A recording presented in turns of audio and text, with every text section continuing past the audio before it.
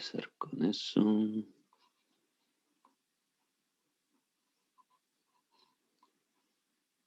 Tenemos que grabar. Ahí está grabando. Y tenemos que cambiar el puntero. ¿Me escuchan bien? Sí, doctor. Sí, doctor. Muy ¿Sí? bien. Ya. ¿Ven bien la presentación? Sí, ¿Sí? sí, doctor, se ve bien. Ya, Sí, bien. Entonces, de la clase de función digestiva habíamos quedado pendiente algo de la fisiología de la secreción pancreática. La secreción pancreática, ustedes saben, tiene principalmente dos componentes. Lo que se llama el páncreas exocrino, al cual nos vamos a referir ahora nosotros, y el páncreas endocrino, que está constituido por las células de los islotes de Langerhans, que se encuentran distribuidos en todo el cuerpo, en todo el páncreas, y que son los responsables de las secreciones de insulina y glucagón, que mantienen la regulación del metabolismo, principalmente de hidratos de carbono. Vamos a hablar sobre páncreas exocrino brevemente. Ahora aquí está el páncreas con sus relaciones anatómicas más importantes. El páncreas se asienta o se ubica en la sede duodenal. Para acá está el estómago, aquí está el comienzo del duodeno y la parte recta del duodeno, el ángulo aquí, hasta que se llega al ángulo, ¿cómo se llama este? Duodeno yeyunal, o ángulo de Treitz, aquí. Aquí se ubica el páncreas y la parte más prominente, que es la que está adosada a la sede duodenal, es la cabeza, y para acá está la cola. Las partes principales del páncreas son el parénquima pancreático, que es una fábrica de enzimas, ¿ya? Los lóbulos pancreáticos, y los conductos pancreáticos son importantísimos en la calidad de la regulación pancreática. A los conductos pancreáticos se debe el cambio de composición iónica que tiene la secreción pancreática. Y además aquí se produce la confluencia, habitualmente el conducto biliar común, el conducto biliar común, el colédoco, atraviesa la cabeza del páncreas y desemboca junto con el conducto pancreático en la ampolla pancreática o ampolla de Vater. La ampolla biliopancreática se llama. Bueno, entonces eso es básicamente la estructura anatómica, pero muy importante ver qué es lo que hace el páncreas. La secreción pancreática es muy importante, alrededor de 1,200,000, dependiendo de la comida, del volumen de comida y del tipo de comidas, va a ser el volumen de la secreción pancreática, pero fluctúa entre 1 hasta 4 litros. Pero vamos a estimar un promedio de 1,200,000 litro, 1,200,000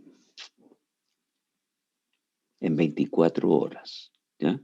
Y lo importante es la participación que tienen los acinos pancreáticos, que secretan enzimas, que sintetizan enzimas, y el estímulo más importante es decir, hay varios estímulos, uno de los cuales es histoquinina, y los conductos pancreáticos que vimos recién y que yo les decía tienen una importante participación en la secreción de la composición de la secreción pancreática, principalmente la secreción de bicarbonato, a la cual nos vamos a referir con un poco más de detalle enseguida.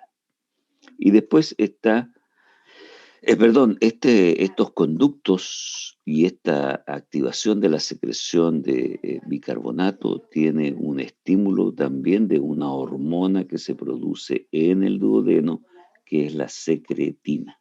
La secretina estimula a los acinos, al páncreas, a nivel de los conductos. Y además, esta secreción de enzimas son variadas enzimas. Y aquí hay que hacer énfasis que las enzimas pancreáticas se secretan como proenzimas, es decir, la estructura no es activa enzimáticamente cuando se produce en el páncreas. Se produce en el páncreas como proenzimas y son liberadas al duodeno. Y estas enzimas se activan, estas proenzimas se activan como enzimas en el duodeno. ¿Y por qué no se activan, no salen como enzimas activas? Porque muchas de estas son potentes enzimas proteolíticas y si se activaran en el interior del páncreas, generarían una destrucción de las proteínas propias tanto del acino como de los conductos. Y eso genera un cuadro clínico muy dañino que en algunos casos puede conducir a una destrucción casi total del páncreas, como es la pancreatitis. Es porque por alguna situación anómala se activan las proteínas dentro del páncreas. Bueno, dentro de las enzimas proteolíticas, acuérdense que dijimos que las enzimas eran específicas para el sustrato. Está la tripsina, la quimiotripsina, carboxipepsidasas, polipepsidasas, ribonucleasas, desoxirribonucleasas, todos constituyentes proteicos de alguna manera de los alimentos. Además, mencionamos que el páncreas produce enzimas glicolíticas. Estas glicolíticas, digamos, la enzima glicolítica es la amilasa pancreática y al igual que la amilasa salival y la amilasa gástrica, esta amilasa pancreática transforma los hidratos de carbono, cualquiera que sea su presentación, a la forma de disacáridos compuestos de 2 hidratos de carbono. ¿Mm? Y además están lo que se llaman las enzimas lipolíticas, con el término genérico de lipasas pancreáticas. Son variadas lipasas pancreáticas y muy importante la colesterol esterasa, que facilita la digestión de los ésteres del colesterol para facilitar su absorción. El colesterol, a pesar de que en condiciones... Perdón, un segundito, voy a...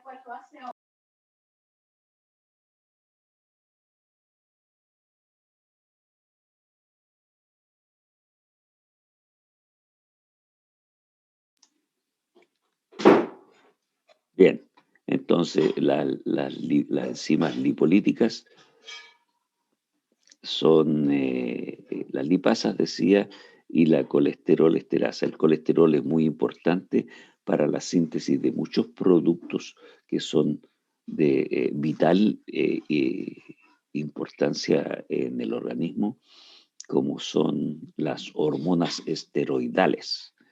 Las hormonas esteroidales, todos tienen el núcleo de las hormonas esteroidales es una parte importante que viene del colesterol, ¿ya?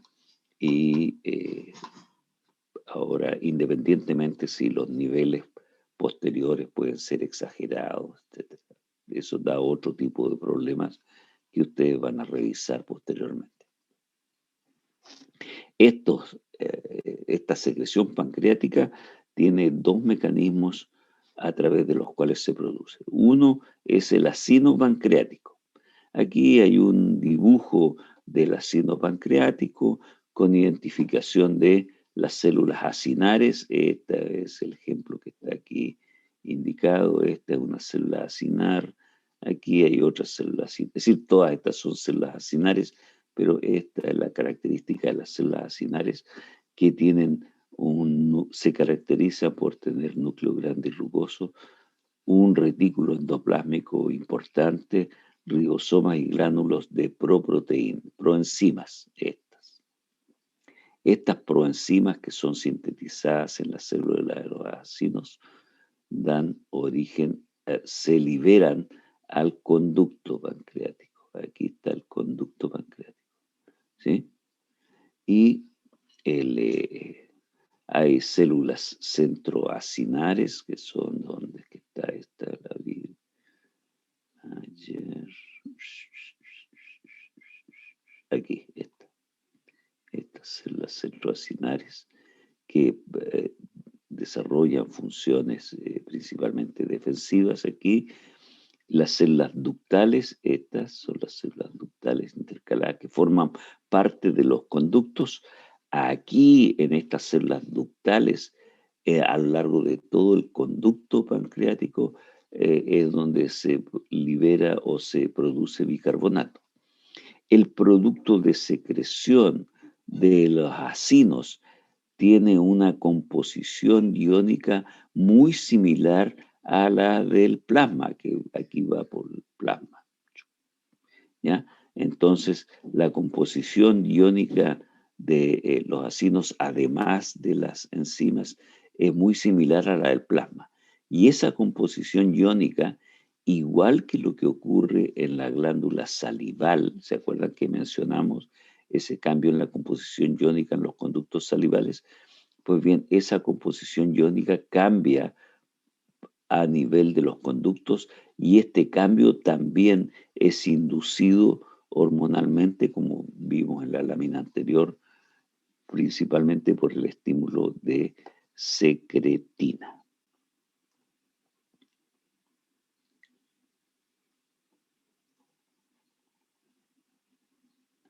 Ahora, ¿cómo se regula la secreción pancreática? Este me quedó suelto aquí, ya lo vamos a conversar. La regulación de la secreción pancreática, al igual que la regulación de toda la función digestiva, tiene una participación de regulación nerviosa, principalmente parasimpática, que llega al páncreas a través del nervio vago, el décimo par, ¿ya? Y esta estimulación, al igual que en el resto del tubo digestivo, se produce principalmente durante la fase cefálica y la fase gástrica de la secreción gástrica.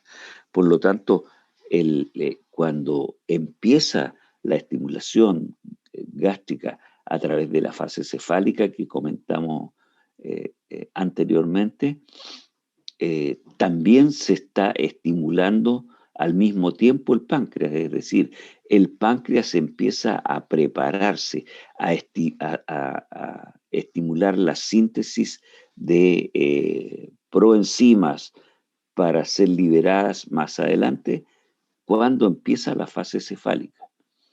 Por lo tanto, cuando el duodeno empieza a vaciarse, ya el páncreas está preparado para con una carga importante de enzimas para vaciar al duodeno y facilitar la digestión del alimento que viene bajando del estómago. Entonces, esta estimulación se mantiene mientras hay estimulación parasimpática, cefálica y gástrica.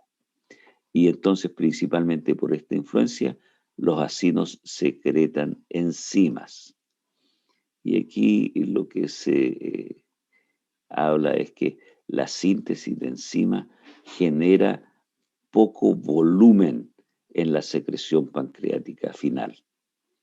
Una parte, digamos, uno no puede decir escasa, pero no es tan importante, no es todo el volumen que se secreta a partir de las células acinares.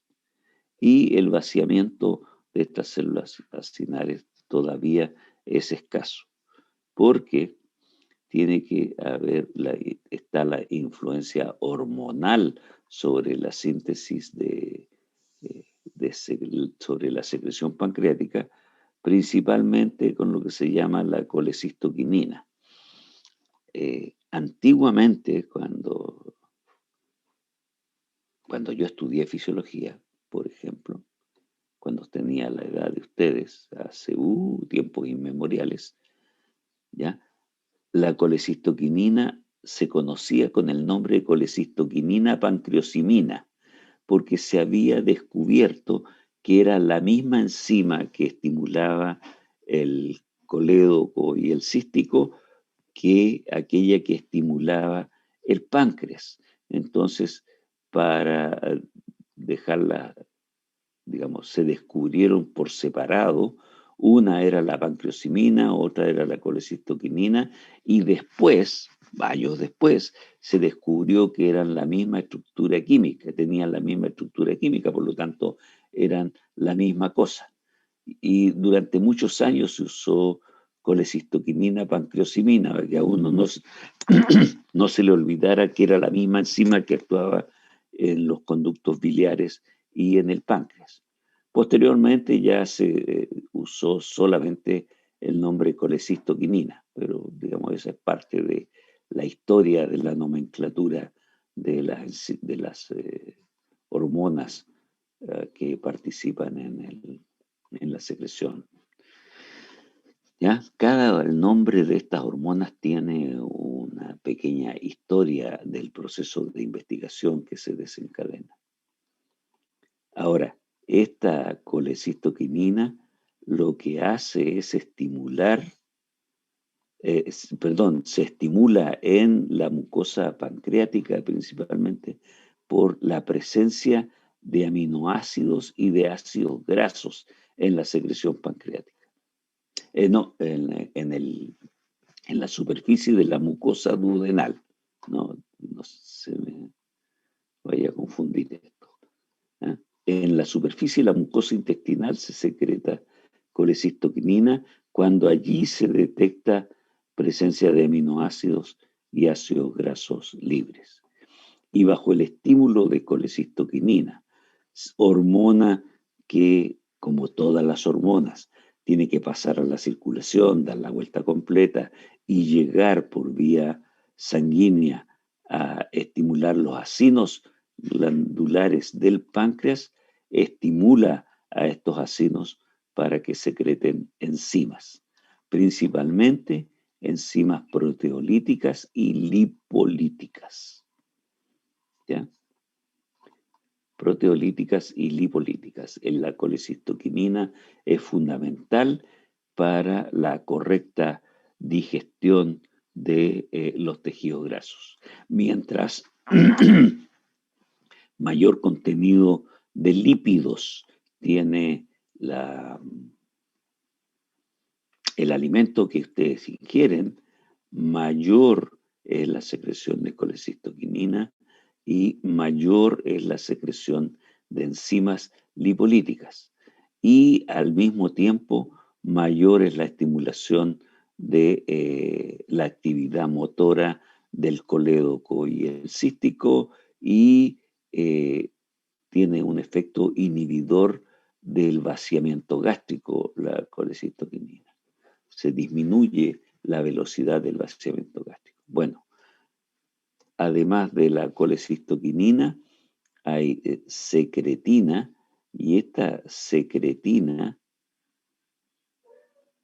se estimula por la presencia de protones en la superficie duodenal. Los protones, que son acompañantes del contenido intestinal por la gran cantidad de protones que se genera en el estómago, son los que responsables de transformar la prosecretina en secretina. Entonces, cuando la prosecretina llega a la superficie duodenal, la presencia de protones estimula que mayor cantidad de secretina. Y el efecto de la secretina sobre la mucosa intestinal es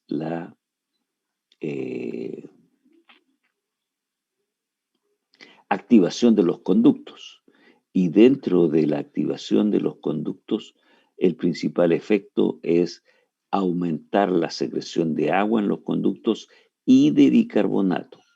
Aquí es donde cambia la composición hidroelectrolítica de la secreción pancreática, aumenta de volumen por el agua y aumenta la concentración de bicarbonato, de manera tal que la secreción de pancreática es altamente alcalina por esta concentración de bicarbonato que va a neutralizar los protones que fueron los que dieron origen a esta activación. Por lo tanto, esta secretina tiende a neutralizar el pH y provee el pH óptimo para la activación de las enzimas pancreáticas, del resto de las enzimas. Este pH óptimo es un pH neutro o ligeramente alcalino. Las enzimas, como el alimento que viene bajando del estómago al duodeno, es muy ácido por la presencia de protones, es indispensable la neutralización. Y esa neutralización la provee en parte importante la secreción pancreática y la secreción biliar, que son ricas en bicarbonato para neutralizar los protones y genera el pH óptimo para la activación de las enzimas. Ahora, ¿cómo se activa el resto de las enzimas pancreáticas? Esta enzima,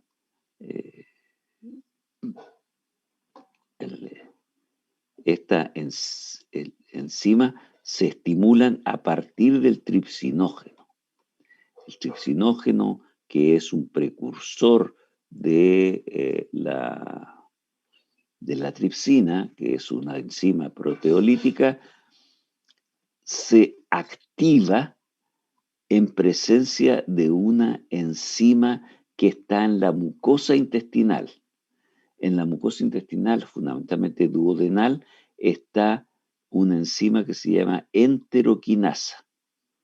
Esta enteroquinasa actúa sobre el tripsinógeno y la separa de lo que se llama la sustancia inhibidora del tripsinógeno, una parte de la estructura, supongamos este tripsinógeno, esta es estoy exagerando, ¿no? La sustancia inhibidora, y por acción de la enteroquinasa se separa la tripsina de la sustancia inhibidora, liberándose tripsina. Y es la tripsina la que estimula o activa el resto de las enzimas. ¿Se acuerdan que mencionábamos una lista larga de enzimas en la lámina anterior? Pues todas esas enzimas son transformadas de la forma de proenzima, que es como es liberada en el páncreas, a la forma de enzima activa. Entonces la enteroquinasa intestinal es la que genera o facilita esta transformación. De esta, y la tripsina es la responsable de la transformación de todas las otras. ¿Ya? ¿Está claro esa parte? ¿A quién tengo aquí? A ver, Rachel. Sí, profe. Juan. Está claro, por lo menos yo lo entendí. Yo tengo una consulta, pero es como algo relacionado con esto. Si hay una falla en la secreción de bicarbonato por parte del páncreas, ¿puede ser más propenso a alguna úlcera duodenal? Sí, es un elemento que facilita la aparición de úlceras en el duodeno, pero la úlcera duodenal propiamente tal tiene su origen principalmente en el estímulo para la secreción de ácido, ¿ya? Cuando se estimula mucho la secreción de ácido y pasa ácido y este ácido no es neutralizado apropiadamente, esa es parte de tu pregunta. Aquí en el duodeno, el ácido, como la mucosa duodenal no tiene el mismo mecanismo de protección que tiene la mucosa gástrica puede con más facilidad estimular eso. Por eso una presencia exagerada, secreción de ácido, sobre todo secreción de ácido fuera de los periodos digestivos. Acuérdense que dijimos que durante el periodo interdigestivo, después que se ha vaciado el estómago, la secreción de ácido disminuye prácticamente a cero, ¿sí? Entonces, sí, por una anomalía en la regulación de la secreción de ácido clorhídrico se produce exceso de ácido, sobre todo en los periodos interdigestivos, sin la presencia de alimentos. Sin la presencia de alimentos que son los responsables de estas estimulaciones hormonales también gástricas e intestinales, se puede producir una lesión en la mucosa, ¿sí? Una cosa es la úlcera duodenal y otra cosa contraria al mecanismo de producción así muy simple de la úlcera gástrica. La úlcera gástrica se debe a una, por decirlo así, a una disminución de los mecanismos defensivos. ¿Se acuerdan que hablamos de los mecanismos defensivos y agresivos? Pues bien, la úlcera gástrica de alguna manera es una disminución de los mecanismos defensivos de la mucosa gástrica que permite que se dañe la mucosa gástrica. En cambio, la úlcera, lo que se llama la úlcera duodenal, que está en el píloro o inmediatamente después del píloro, es una úlcera que se debe a un aumento de los factores agresivos. Y el principal factor agresivo que puede ser por desregulación de la secreción es el ácido clorhídrico. ¿Sí? ¿Contesto tu pregunta? Sí, doctor. Muchas ¿Sí? gracias. Ya. Sí. Ya, entonces seguimos para terminar la secreción pancreática. Los estímulos para la secreción proteica acinar pancreática son, dijimos, el estímulo parasimpático, aquí está la acetilcolina, el estímulo principalmente de colecistoquinina y el estímulo de otras enzimas como son la bombecina y otras, ¿ya? Estas sustancias actúan a través de un mecanismo de regulación distinto del AMP cíclico. El péptido intestinal vasoactivo y la secretina pueden actuar aquí a través del mecanismo del AMP cíclico, ¿ya? Pero estos otros actúan a través, finalmente, de la transformación.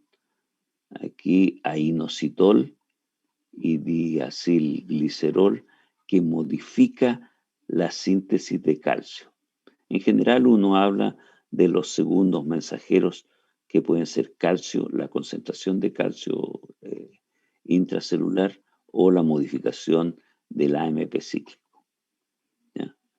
Todos ellos van a provocar una fosforilación alterada, es decir, a partir de ellos se puede modificar la fosforilación.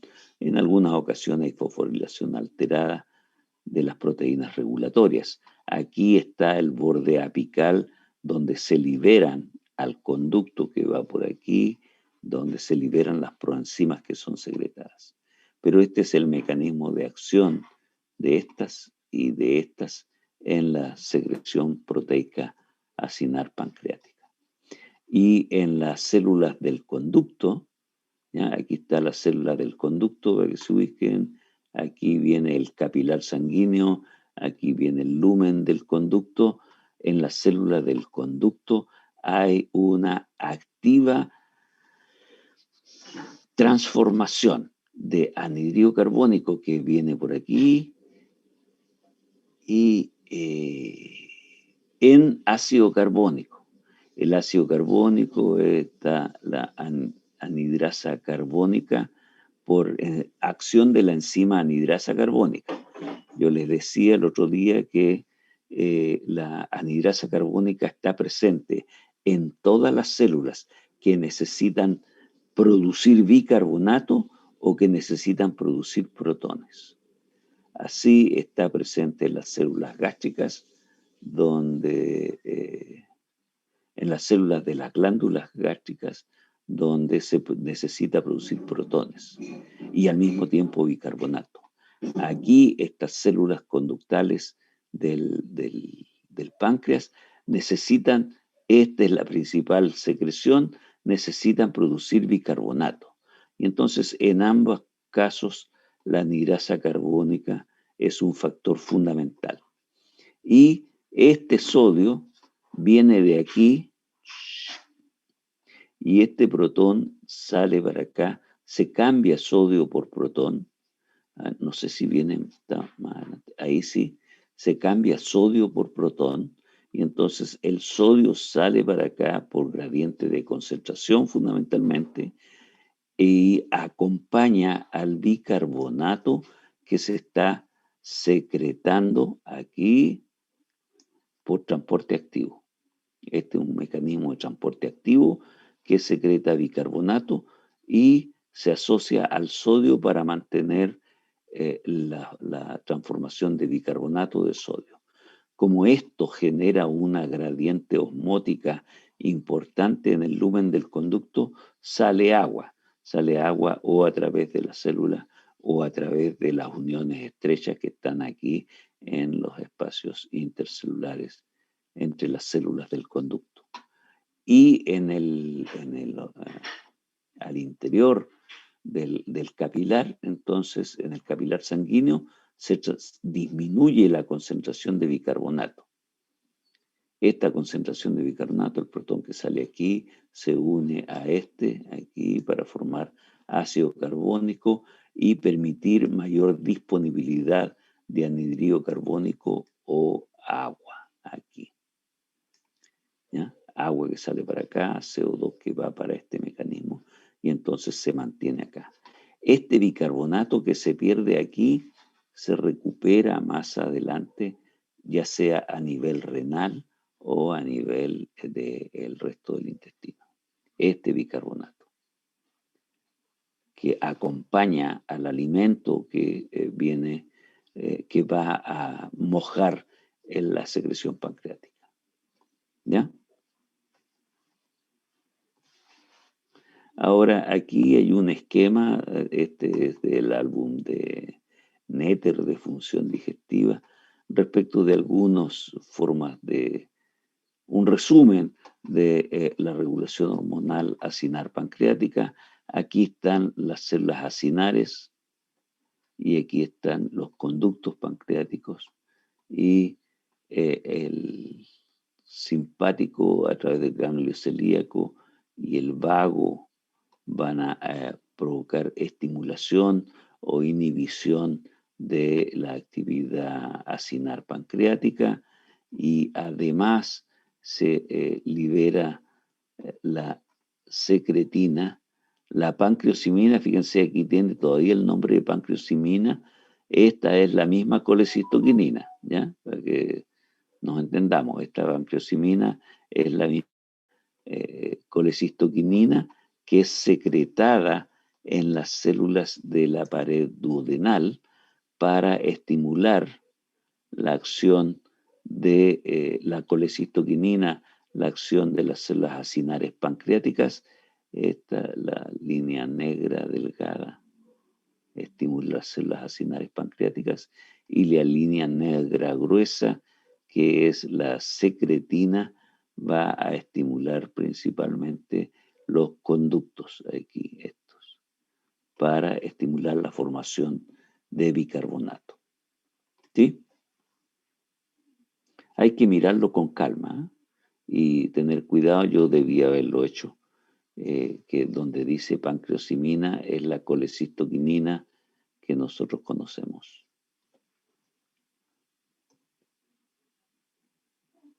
Y ahí está el estímulo.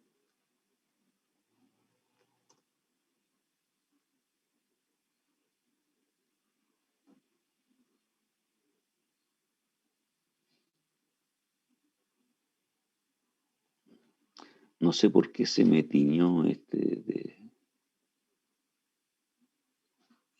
el cambio de láminas que hice. Pero ahí están las lipasas y las enzimas proteolíticas.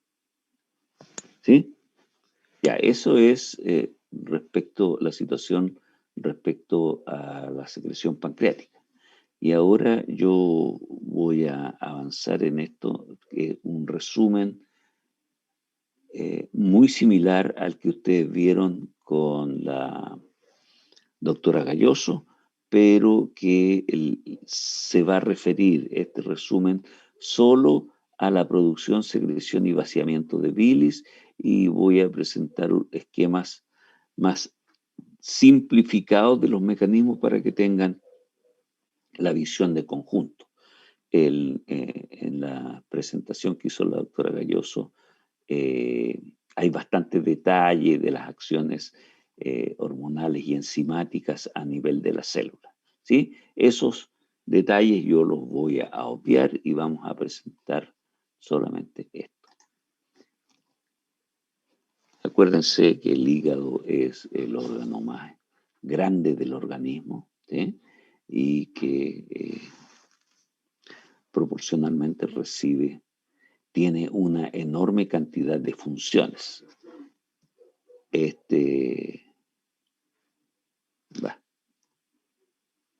¿Ya?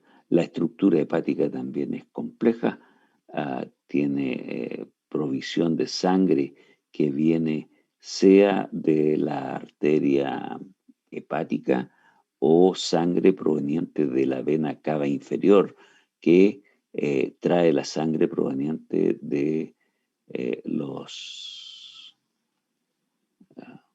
de la pared intestinal, de los quelíferos, ¿ya?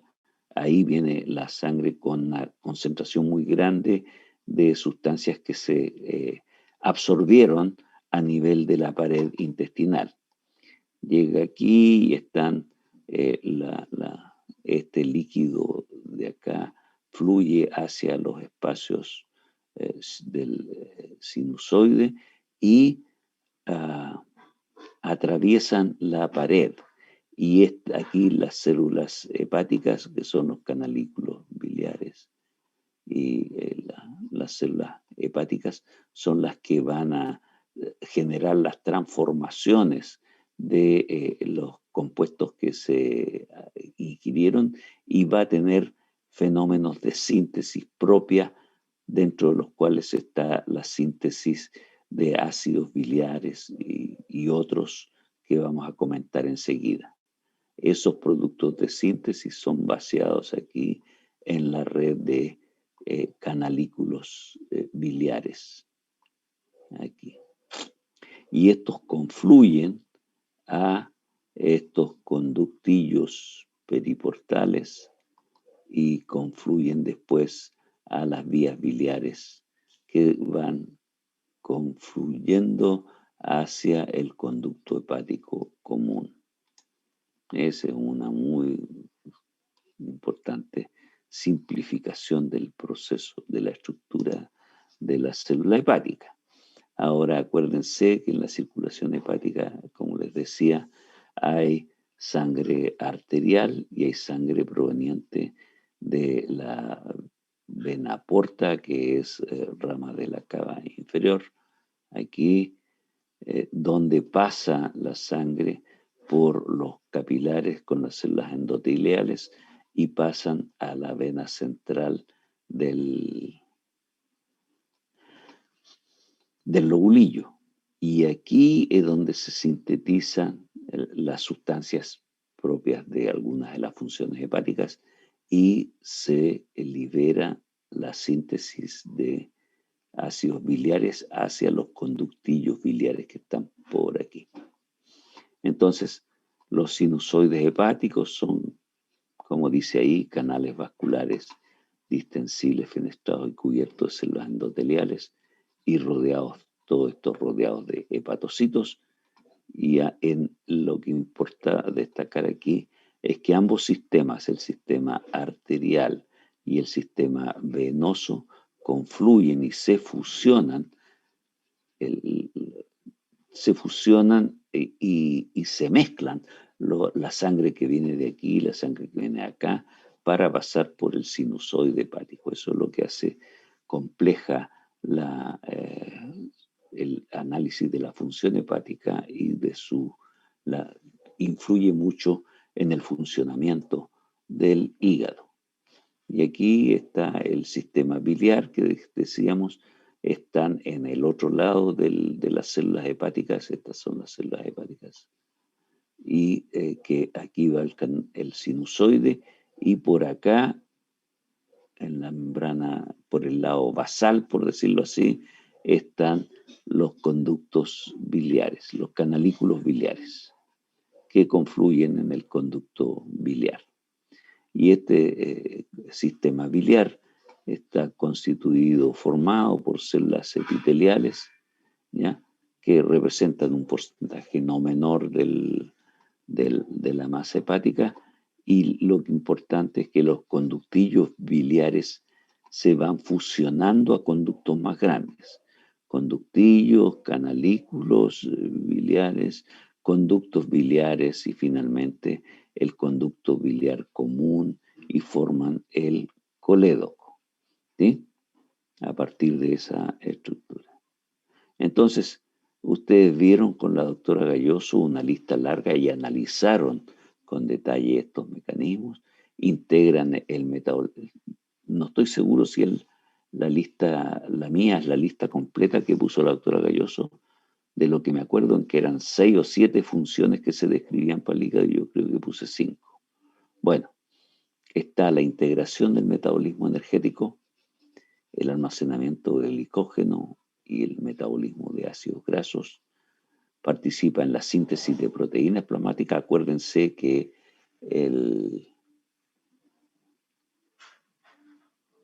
¿cómo se llama? El angiotensinógeno se forma aquí en el hígado, que anda circulando para transformarse en angiotensina. Pues bien, este es uno. Dentro de las funciones hepáticas está la detoxificación de endotoxinas y exotoxinas, como lo describió con más detalle la doctora Gayoso.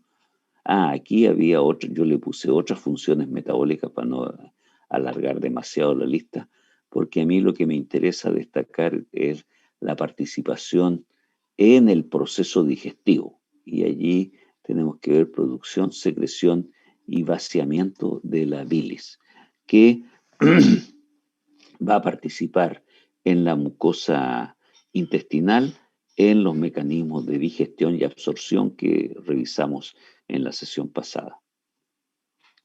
Entonces, vamos a limitarnos ahora a esa función del hígado. La bilis es una solución homogénea. Esta es la definición de bilis.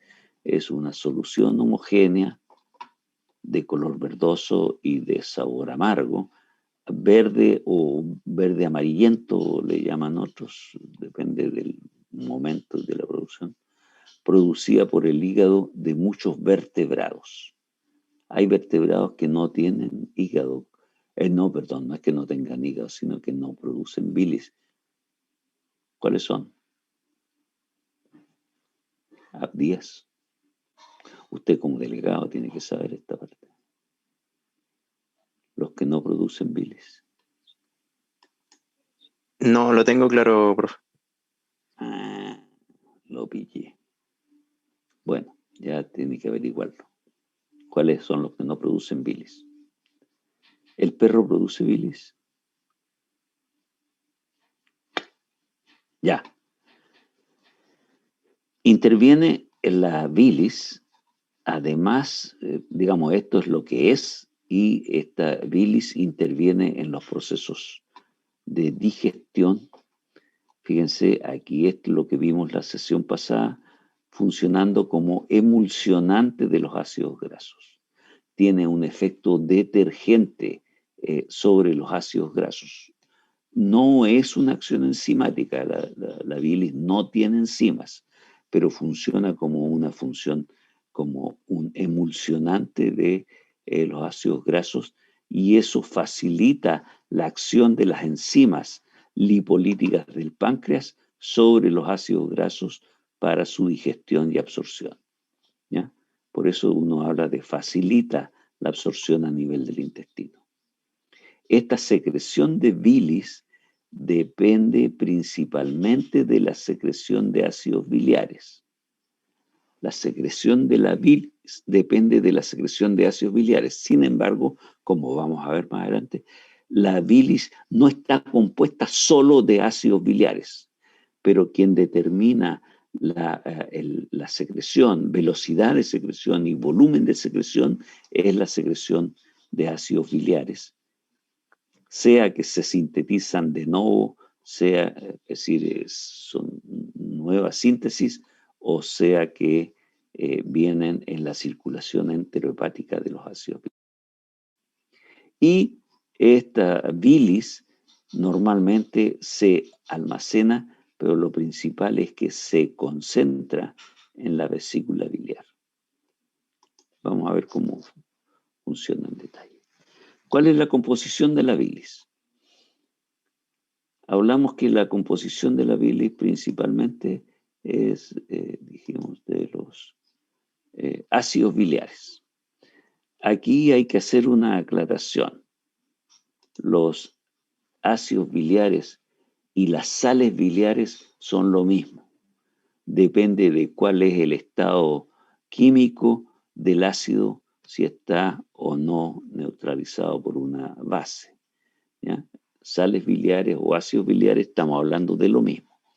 Y son principalmente tres: el cólico, el deoxicólico y el litocólico. Son los más relevantes de los ácidos biliares. Y la diferencia entre ellos es una diferencia química respecto de la cantidad de hidroxilos que tienen las moléculas. Este tiene 3 moléculas, este tiene 2 moléculas y este tiene una molécula nomás de hidroxilo, ¿ya? Y representan estos ácidos biliares o las sales biliares alrededor del 50% de los sólidos que uno encuentra en la bilis. Entonces, la bilis tiene una gran cantidad de sustancias, pero que son, llamémoslo, los sólidos, y estos ácidos representan el 50% de esos. Para sintetizar ácidos biliares, el precursor, el colesterol, el mismo colesterol del que habíamos hablado antes, y la característica, como lo mostramos en la sesión anterior, es que son ambiofílicos, es decir, la estructura química está dispuesta de manera tal que una parte de ella es afín con los medios acuosos y otra parte es afín con las sustancias lipídicas. Entonces, es lipofílico o hidrofílico, y es por esa razón se llaman ambiofílicos. Ahora, normalmente los ácidos biliares se solubilizan, están solubles porque dijimos que la bilis era una solución de sustancias. Esta solubilidad se obtiene porque cuando están en baja concentración los ácidos biliares son muy solubles, y cuando están en alta concentración en la bilis se forman micelas. Ustedes ya vieron que las micelas es una organización específica de las estructuras sólidas que permite una solubilidad en un medio acuoso de sustancias que tienen un componente lipofílico, ¿sí? Como es los ácidos biliares. Y estas ácidas biliares para formar sales se conjugan principalmente con taurina o glicina, ¿ya? Ahora, otros componentes, ¿está más o menos claro el enunciado de esto?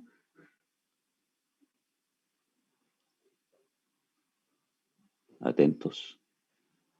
Otro componente son importantes de la bilis son los fosfolípidos. Dentro de estos, los fosfolípidos, la lecitina es uno de los más importantes y hay otros fosfolípidos, pero la lecitina es uno de los más importantes.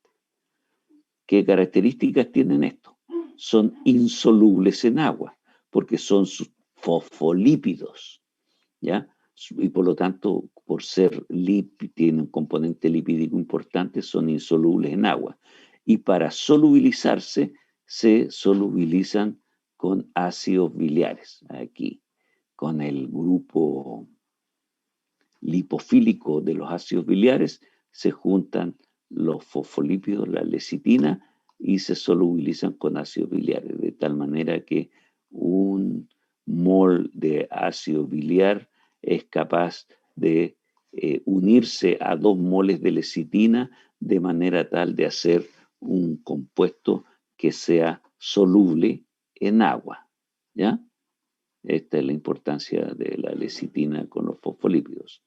Ahora, cuando están juntos, ambos, formando parte de una sola estructura, facilitan la solubilidad del colesterol, que es otro componente que es lipofílico y que por lo tanto tiene dificultades para solubilizarse en el medio acuoso. Y entonces ahí es donde se forman las micelas. Entre ácidos biliares, lecitina y colesterol. Ahora, el colesterol que se excreta a través de la bilis, que es, ¿ya? Como parte de la bilis, representa un 4%. Dijimos que este era un 50% de los sólidos. Este representa un 4% de los sólidos, no deja de ser menor. 4% para el colesterol es muy alto. Y el colesterol normalmente se presenta en la bilis como colesterol formando parte de micelas, ¿ya? Porque los colesteroles, sobre todo cuando están poco esterificados, son insolubles. Insolubles en el medio acuoso. Y entonces para solubilizarse se requiere la formación de micelas que este compuesto de ácido base con lecitina facilita la solubilidad del colesterol. ¿Ya? Además, la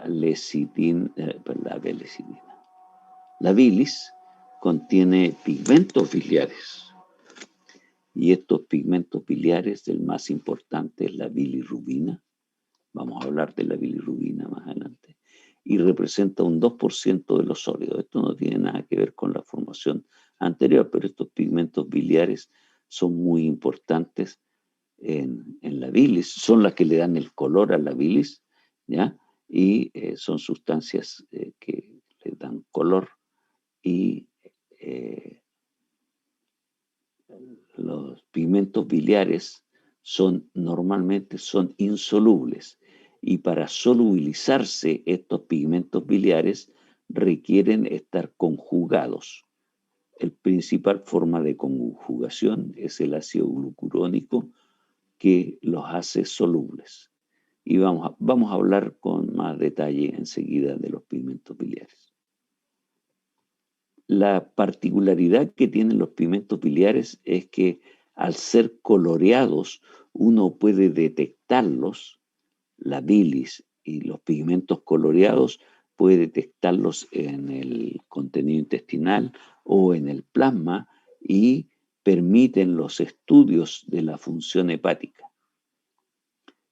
Estudios que se hacen fundamentalmente a través de métodos colorimétricos que miden esta capacidad de los pigmentos biliares de colorearse, tener un color específico. Y además, en la bilis obviamente hay agua, iones, de los cuales el más importante dentro de los iones adquiere una especial importancia el bicarbonato y dentro de los cationes está el sodio, el potasio, el calcio, el cloro, pero este no es catión, este es anión. el bicarbonato, principalmente. Por eso la bilis no solamente tiene un pH muy alcalino, ¿ya?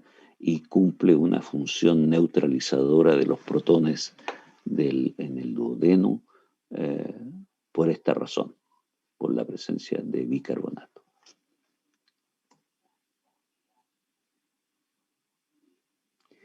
La doctora Galloso les dio un esquema bien importante, pero este es el resumen de ese esquema.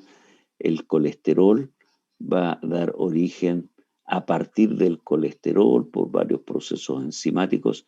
Se obtiene el ácido cólico, que es un ácido,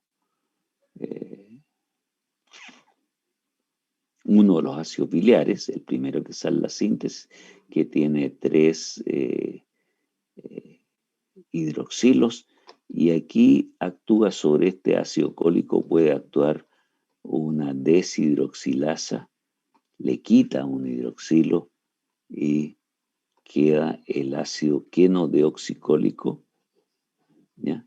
Y este ácido quenodeoxicólico, por acción de otra deshidroxilasa que está en posición distinta de este elimina el hidroxilo de la posición 12 y esta elimina el hidroxilo de la posición 7. Entonces, si el ácido cólico es dehidroxilado por va a dar origen al deoxicólico. Si es deshidroxilado por enzima, queda el quenodeoxicólico, y si que tiene 2, aquí tiene 3, aquí tiene 2, si es deshidroxilado además por se obtiene el litocólico. Esta enzima también puede actuar acá, de manera tal que el litocólico, que es el último de la cadena, puede transformarse a partir de esta vía y de esta vía, pero principalmente por esta vía, ¿ya? Entonces, este ácido litocólico, ¿cuál es una de las características que tiene? Es el que se encuentra principalmente en las deposiciones porque no es reabsorbido. ¿Se acuerdan que hemos mencionado que los ácidos biliares tienen un circuito enterohepático? Salen en la bilis, a ver, no sé si está por aquí esquematizado el circuito enterohepático, ¿no? Aquí está el origen de los ácidos biliares. Aquí está el sinusoide, donde viene la mezcla de sangre arterial y venosa. Aquí está la célula hepática y aquí está el canalículo biliar. Por aquí sale el canalículo biliar. Entonces, la síntesis a partir del colesterol se sintetiza ácido biliar, principalmente ácido cólico. Y la segunda forma de tener origen es la circulación enterohepática. Viene en la sangre del sinusoide, que viene de la vellosidad intestinal, principalmente en el ilion terminal. Se absorbe activamente ácidos biliares y pasan a la circulación del portal, y al llegar al hígado, el hígado lo capta a través de un mecanismo de transporte activo y lo saca de la sangre y lo pone aquí en esta, y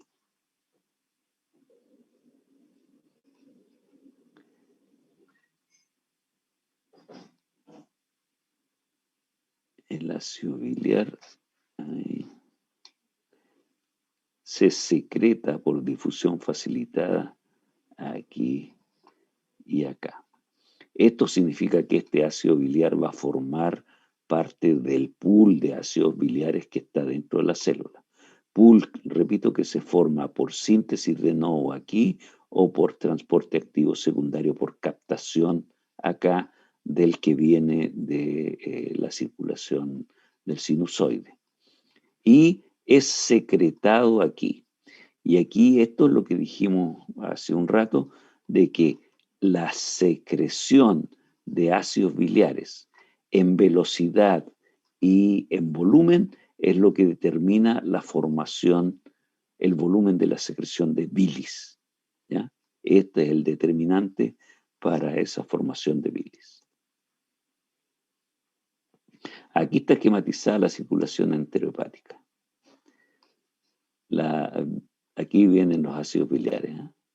Los ácidos biliares sintetizados en el hígado pasan a la vía biliar, aquí, se concentran en la vía biliar y durante el proceso digestivo pasan al duodeno, aquí, y acompañan al alimento en el proceso de emulsión de las grasas durante su paso por yeyuno, por duodeno y yeyuno, y al llegar al ilion terminal, estos ácidos biliares son absorbidos por un mecanismo de transporte activo. Aquí establece como referencia que el 95% de los ácidos biliares que son absorbidos,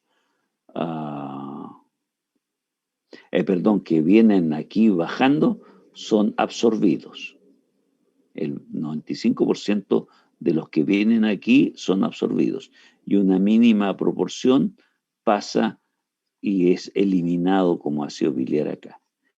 Que es eliminado principalmente es el litocólico. La absorción es fundamentalmente para aquellos ácidos biliares que están más hidroxilados. El litocólico se pierde.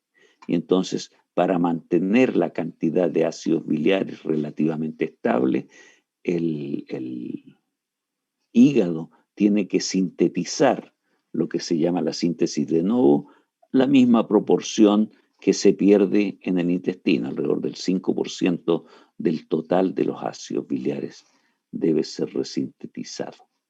Y entonces, a través de los ácidos biliares absorbidos aquí, pasan a la circulación porta, llegan a la célula hepática, como lo vimos recién, y pasan a formar parte de la secreción de ácidos biliares a los canalículos y ahí da la vuelta. Circulación enterohepática de los ácidos biliares. ¿Ya? Ahora, ¿cuáles son las características del transporte y almacenamiento de la bilis con todos los componentes que ya vimos que cuando está formada? Tenemos una hora, vamos a pasarnos unos minutos de la hora. Aquí está la bilis y la bilis pasa al cístico aquí y al duodeno. Al duodeno,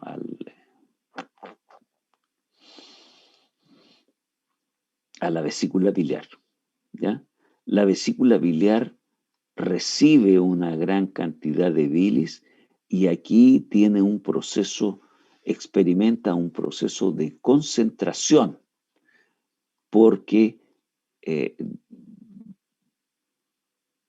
la pared de la vesícula biliar tiene activo mecanismo de transporte de sodio. Captura sodio y por lo tanto le saca sodio y le saca agua a la bilis que está aquí. Y entonces un volumen enorme de bilis que se está produciendo permanentemente va a alcanzar un volumen de alrededor de 50 mililitros de bilis altamente concentrada. La concentración de sólidos aquí es muy alta respecto, si uno lo compara con la bilis que viene de los conductos hepáticos comunes, ¿ya?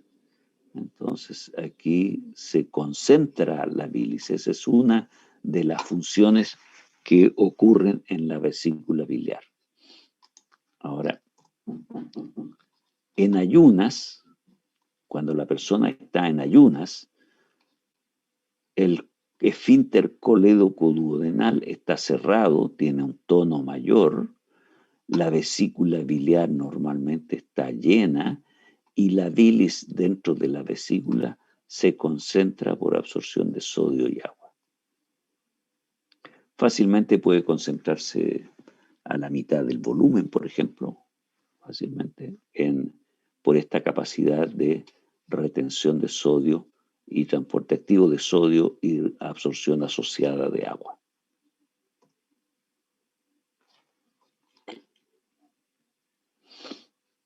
Ahora, cuando al hígado y fundamentalmente a los conductos le llega un estímulo apropiado, como es la secreción de colecistoquinina, esta es la misma colecistoquinina y pancreosimina, ¿ya?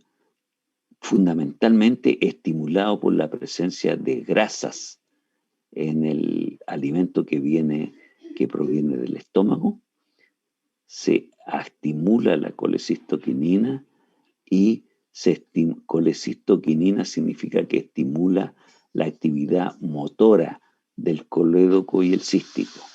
Entonces se disminuye el tono en el cístico, aumenta la actividad motora de las fibras musculares de la pared de la vesícula y la vesícula se contrae y tiende a vaciarse más fácilmente. Por lo tanto, aumenta la presión aquí y cuando va pasando el alimento por la acción de la parte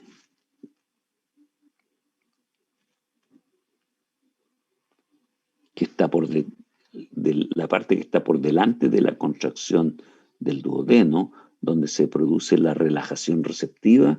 Cuando la relajación receptiva llega aquí, se abre por ese efecto del sistema nervioso entérico, se abre el conducto, aquí está la ampolla biliopancreática, aquí, y se vacía un pequeño chorrito. Yo cuando hacíamos prácticos de esto con los estudiantes, podíamos ver que es como un chorrito de bilis que sale del duodeno cuando ocurre la contracción acá. Si ocurre la contracción, precedido por una onda de relajación receptiva, se vacía parte del contenido biliar. Y mientras haya paso de alimento aquí, se va a repetir ese proceso varias veces. Entonces la actividad parasimpática en la fase cefálica y gástrica tienden a aumentar la actividad en la vesícula y la actividad motora aquí estimula la contracción y aquí disminuye el tono y facilita la relajación. Esos fenómenos son determinados tanto por la actividad cefálica, por la actividad parasimpática y por la colecistoquinina. ¿No? Ahora, la acción estos que están aquí, del sulfato de sodio, sulfato de magnesio y de grasas, todos ellos se ha estudiado, representan un estímulo para la secreción de colecistoquinina, facilitan por acción de la colecistoquinina en su parte motora la contracción de vesícula, disminución del tono del esfínter y salida de bilis. Ahora tenemos que comentar brevemente el metabolismo de las bilirrubinas, que es otro componente sólido, que es el componente coloreado de la bilis y de la hemoglobina. La bilirrubina proviene principalmente de una degradación de la hemoglobina, también de la mioglobina, pero principalmente de la hemoglobina, que en el retículo endoplásmico, las células reticulares, principalmente de páncreas, de pulmón, se transforman en el grupo, se separa el grupo hemo y el grupo globina. La parte coloreada se debe a la presencia del fierro. El fierro es el que le da el color a estas estructuras. Y a medida que se va oxigenando, va cambiando el color. La hemoglobina, que tiene un color rojo, cuando tiene harto oxígeno tiene rojo intenso, el grupo hemo va oxigenando el fierro y se transforma el grupo hemo de la hemoglobina en un compuesto biliverdina por oxigenación. Va cambiando color. Biliverdina. Esta enzima puede ser bloqueada por un compuesto que se llama metalporfirina, que produce disminución de la bilirrubina, de la transformación de bilirrubina por cambio de esta. Y eso es una situación patológica importante, digamos. Estas personas que tienen metalporfirina tienen una acumulación de disminución de la producción de bilirrubina importante y un daño concomitante por acumulación de hemo. Ahora, esta biliverdina se transforma en bilirrubina por acción de la reductasa citoplasmática. Y esta reacción de transformación ocurre en el hígado principalmente, también en el vaso y el riñón, pero tiene un alto costo energético. Transformar esto no es gratis para el organismo, utiliza gran cantidad de energía. Y esta reacción consume alta energía y forma entonces las bilirrubinas.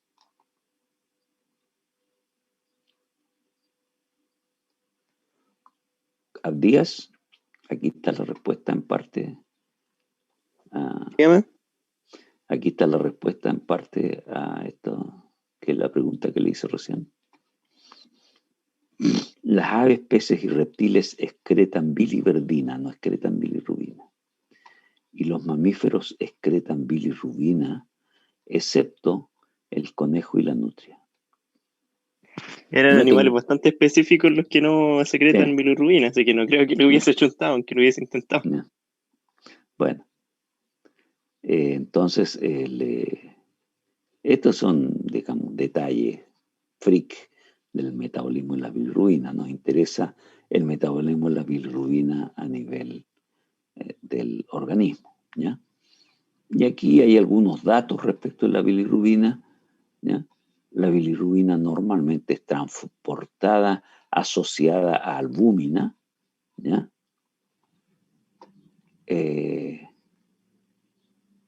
Los ácidos grasos libres, la sulfonamida, impiden que se fije la bilirrubina a la albúmina y por lo tanto aumentan la cantidad de bilirrubina en la sangre, que no está fijada a la albúmina. La que puede atravesar esta bilirrubina que no está asociada a la albúmina puede atravesar la barrera hematoencefálica y producir daño en el sistema nervioso.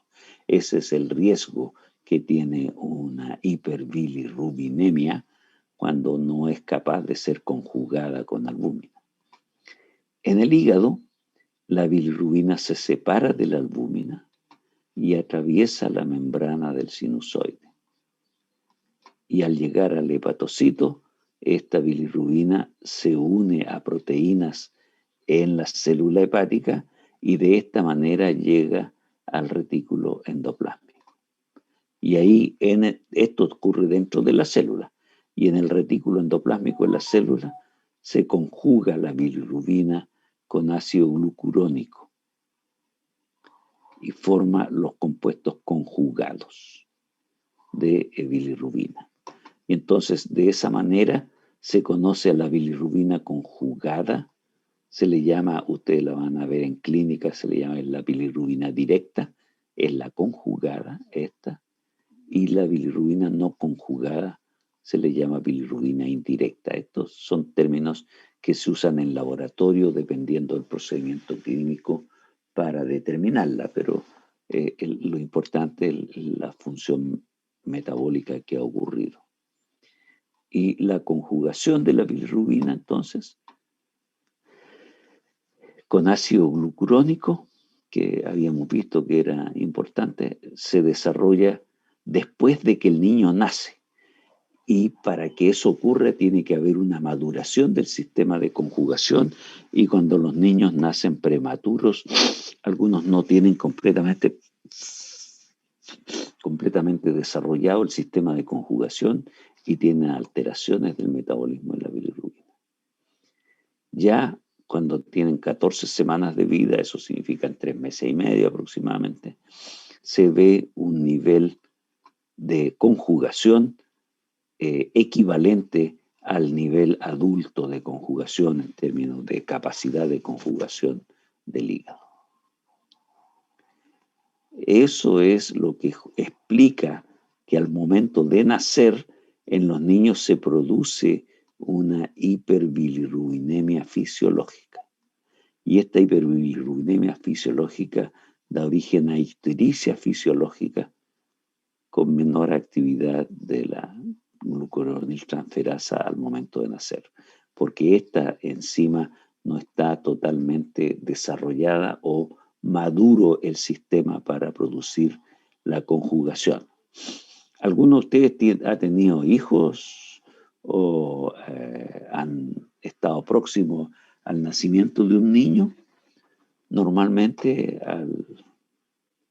cuando el niño nace, se produce esta bilirrubina y aquí alcanza un pique como a los 3-4 días y desaparece entre el 10º día y 12º día, desaparece esta hiperbilirrubinemia que tiene el niño. Si la hiperbilirrubinemia es muy intensa o muy prolongada, el pediatra lo que tiene que hacer es ver qué es lo que pasó en la función hepática, qué es lo que está pasando, porque eso es un riesgo, porque dijimos que la bilirrubina no conjugada atraviesa la membrana hepatoencefálica y puede alterar el sistema nervioso. ¿Sí?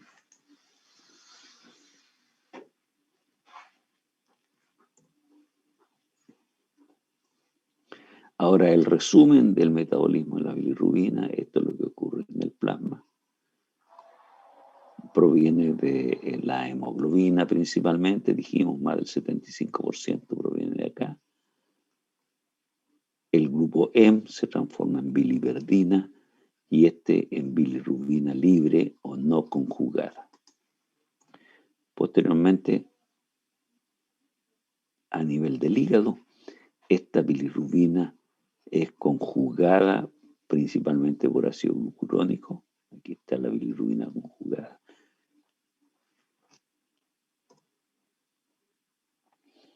Y cuando pasa a la sangre, sea que pase a la sangre, o sea que pase al intestino, ¿ya? Con la bilis que es excretada, esta bilirrubina por acción bacteriana se transforma en urobilinógeno. Esta es una sustancia todavía soluble y parte de ese urobilinógeno puede pasar de nuevo a la sangre y puede recircular aquí, ¿ya? Pero este urobilinógeno también puede pasar la bilirrubina conjugada, puede ser excretada también por el riñón. El urobilinógeno se transforma, la bilirrubina se transforma en urobilinógeno, y este urobilinógeno o la bilirrubina conjugada puede ser eliminada por el riñón. Y en presencia de oxígeno, este urobilinógeno se transforma en urobilina y este urobilinógeno a nivel del intestino se transforma en estercobilinógeno, y después que el producto es eliminado, el estercobilinógeno, por las deposiciones, este estercobilinógeno por la presencia de oxígeno puede ser transformado en estercobilina. La gracia, aquí hay varios fenómenos que son típicos y que uno puede observar claramente, es que la presencia de estos compuestos coloreados es lo que le da en el riñón, en la orina, lo que le da color a la orina. El color amarillento que tiene la orina cuando es eliminado se debe a la presencia de bilirrubina y de urobilinógeno, que son compuestos coloreados. El color que tiene normalmente la deposición, que es un color pardo claro, pardo oscuro, ¿ya? El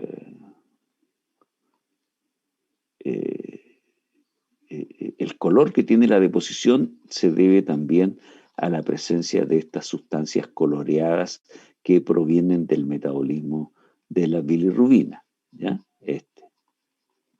Y cuando la deposición, ustedes normalmente no ven la deposición porque defecan en un baño y eliminan la deposición a través del alcantarillado, pero cuando una persona defeca al aire libre y la deposición queda expuesta, cambia de color y este estercobilinógeno se transforma en estercobilina, que es de un color negruzco. Entonces, aquellos que han tenido la mala suerte de pisar una deposición humana, ¿ya? Porque no se dieron cuenta, si la observaron con detención, se van a dar cuenta que la parte externa, la que está más expuesta a la acción del oxígeno, tiene un color negruzco, pero a medida que, digamos, va profundizando la masa de deposición, el color todavía no ha cambiado porque no ha habido el cambio de estercobilinógeno a estercobilina. ¿Sí? ¿Alguno ha tenido esa experiencia, no? No podemos decir que es una experiencia agradable o de la que uno ande hablando todos los días con los amigos, pero aquí pueden decirlo. ¿Ha tenido esa experiencia? Yo lo he visto. ¿Sí? Sí, pero no la he pisado, afortunadamente. Pero Directamente. ¿Pero la ha explorado? He notado la diferencia, porque creo que la del perro, por ejemplo, se colocaba blanca, a diferencia. ¿Cuál? Pero la del perro yo sé que se coloca blanca. Pero se pone blanca porque no tiene estos compuestos pigmentarios. Claro. Pero la del humano, que tiene el color que todos ustedes conocen de su deposición, ¿ya? Esta se transforma en un pigmento negruzco que rodea o cubre la capa. Es la transformación del estercobilinógeno en estercobilina. Bueno, pero ese es un dato más freak todavía del metabolismo de las bilirrubinas. Y entonces normalmente dijimos la bilirrubina conjugada, que se le llama directa, es reportada en las concentraciones del plasma habitualmente estos valores, ¿ya? Y normalmente se reportan estos tres valores con una mayor concentración de bilirrubina no conjugada todavía cuando anda en el plasma.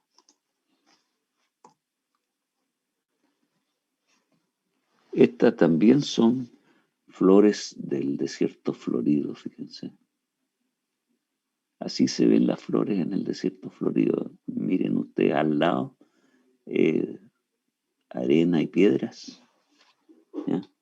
Y